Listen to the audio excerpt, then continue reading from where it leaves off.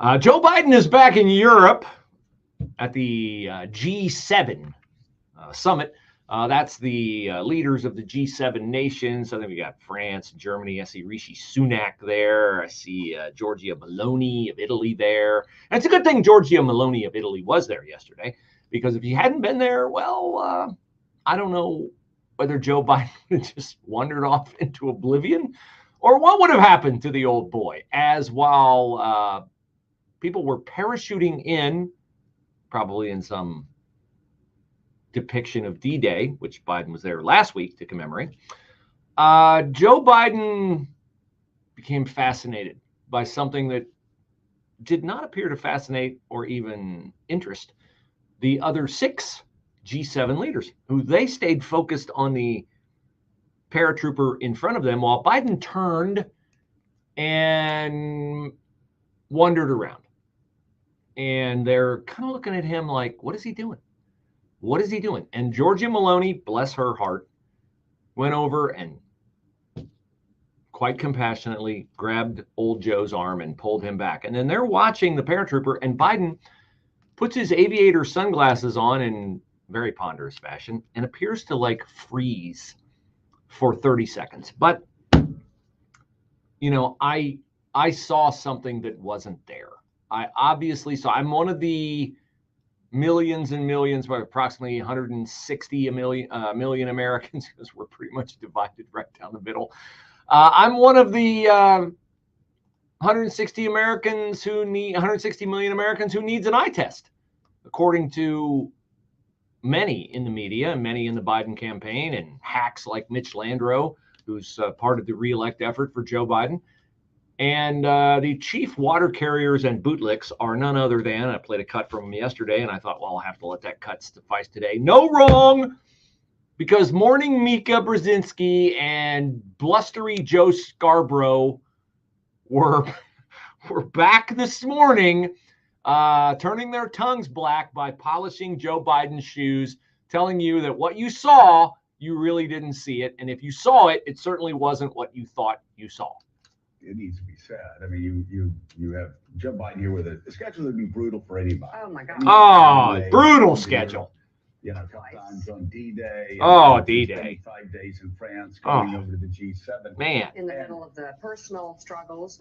In the middle of the personal struggles. Yeah, Hunter's struggles. Hunter trial. Yeah. And yesterday, I even critics were saying that he did a strong job, very good job representing the United States. Of Even course. though, again, we have some cheap fakes that the RNC once again spreading vicious lies about Joe Biden, but that's who they are. We should point those out. That's who they've become. We will point that in a second.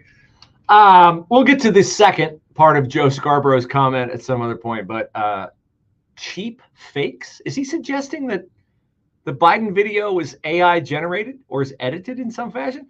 You know, actually it is edited, because I saw the full minute version and it's worse. It's worse. It's just too bad for Joe Biden that he had to fly commercial in the middle seat to get to France for the Normandy celebration. It was so hard on Joe. He had no leg room. The person in the back reclined their seat. Joe wanted to get his laptop out. No, couldn't do it. The people next to him took the armrests. I mean, Joe was just crammed in there, like really tough travel on Air Force One that Joe had on his way to Europe. So that's the Morning Mika Joe Scarborough view of things. But I want to play for you the champion apologist for Joe Biden. In this instance, it is a woman named Adrienne Elrod, who is head of the Biden Re-elect Committee, or one of the top lieutenants on the Biden Re-elect Committee. She went on MSNBC after they were forced to play the video of Biden being rescued by Giorgia Meloni to explain to us that showing video of Joe Biden acting anything but presidential. And by the way, the Italian newspaper headline on Biden's behavior yesterday read like this: long pauses, eyes closed, weak voice, Biden and new doubts about his health at the G7. But not according to Adrian Elrod, who says that you drawing inferences from what you see Joe Biden doing is an example of Republican Party dirty tactics. Disinformation is alive and well. We have to use surrogates and voices across the country to combat this and make it clear that not only do we not play this game, but to your point, President Biden was out there literally representing America at the G7, saluting our troops, doing what he does as president of the United States. Yeah, and look, that's true. This. I mean, this is just the reality of campaigning in 2024. So we have to combat that disinformation. We have to hit it hard when it happens and make it clear that these are dirty tactics that MAGA Republicans are super using dirty, because they can't run on the issues, Lemire. They have to use these dirty tactics like this because they are not right with Americans on the issues. So we're going to see more of this. We're going to do what we can to combat it. But it does take the voices of surrogates across the country. It does take the media to call it out.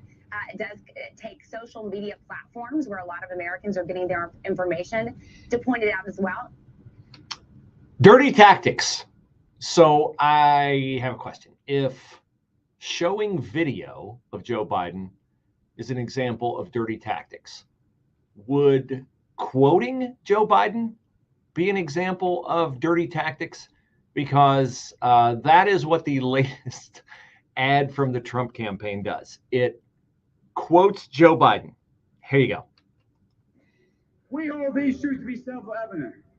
All men and women created by go. You know the thing.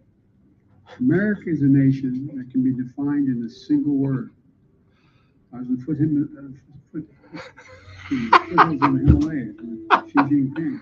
She knows so long as this is denied, our freedom can never be secured. We'll never forget lying around, and that's him lying around, actually. It is noteworthy that the percentage of women who register to vote and cast a ballot is consistently higher than the percentage of the men who do so. End of quote. Repeat the line. I'll lead an effective strategy to mobilize true international effort to pressure. And then on the video comes the words Trump 2024. Joe Biden stumbling, getting tongue-tied. Oh, he just stutters, Bruce. Come on. It's not fair. Don't be mean. Dirty tactics. Him repeating the parenthetical directive on the teleprompter, repeat the line. That's not an example of Joe Biden's brain being oatmeal. It's just another dirty tactic. Well, I guess I shouldn't be surprised that Democrats think that Republicans using truth is a dirty tactic, since Democrats never use it. So what do Democrats do? They smear us. Here is Adam Schiff yesterday playing the age-old game of call the other side, well, not deplorable, but the modern version of it. The party formerly of the moral majority is now, I suppose, hoping to fashion some kind of immoral majority to reinstate Donald Trump as president.